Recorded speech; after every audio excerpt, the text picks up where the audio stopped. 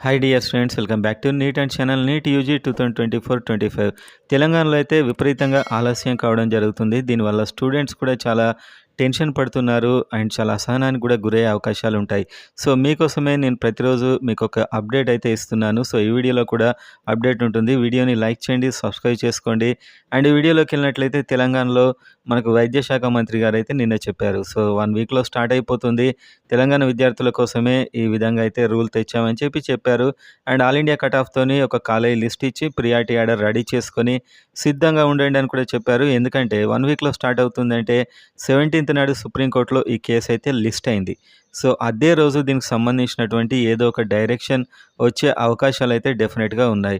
అప్పుడు ఇంకా మళ్ళీ పోస్ట్‌పోన్ అయితే అది చాలా ఇబ్బందిగా ఉంటుంది. కానీ అదే రోజు డైరెక్షన్ వచ్చినట్లయితే అందుకోసమే నాన్ లోకల్ స్టూడెంట్స్‌కి 1-8 మెరిట్ అది స్టడీ సర్టిఫికేట్స్ అండ్ బోనఫైడ్స్ అవైతే అడగడం జరిగింది. అప్‌లోడ్ చేయండి అని చెప్పి వాళ్ళకెళ్ళింది. అంటే ఏ విధంగా డైరెక్షన్ వచ్చినా కూడా వెంటనే కంప్లీట్ చేసేద్దాం ఇంకా అని చెప్పి ఫిక్స్ అయినట్లే దాదాపు ఇది. సో 17th నాడు దీనికి సంబంధించినది రాగానే వెంటనే ప్రొవిజనల్ లిస్ట్, ఫైనల్ లిస్ట్ అన్నీ వచ్చేస్తాయి. వెంటనే వస్తాయి. 17th మాత్రం మీకిప్పుడు చాలా ఇంపార్టెంట్ డేట్ అని చెప్పుకోవచ్చు. మీకు అది లిస్ట్ అయిన స్క్రీన్‌షాట్ కూడా మీకు పెడుతున్నాను. అండ్ అదేవిధంగా డీమ్డ్ యూనివర్సిటీగా మారిన మల్లారెడ్డి అండ్ దీని బాటలోనే అపోలో సీఎంఆర్ అని చెప్పి కూడా న్యూస్ వచ్చింది. అంటే అవి 2 అప్లై చేసుకున్నాయి. దానికి పర్మిషన్ వచ్చిందని కాదు.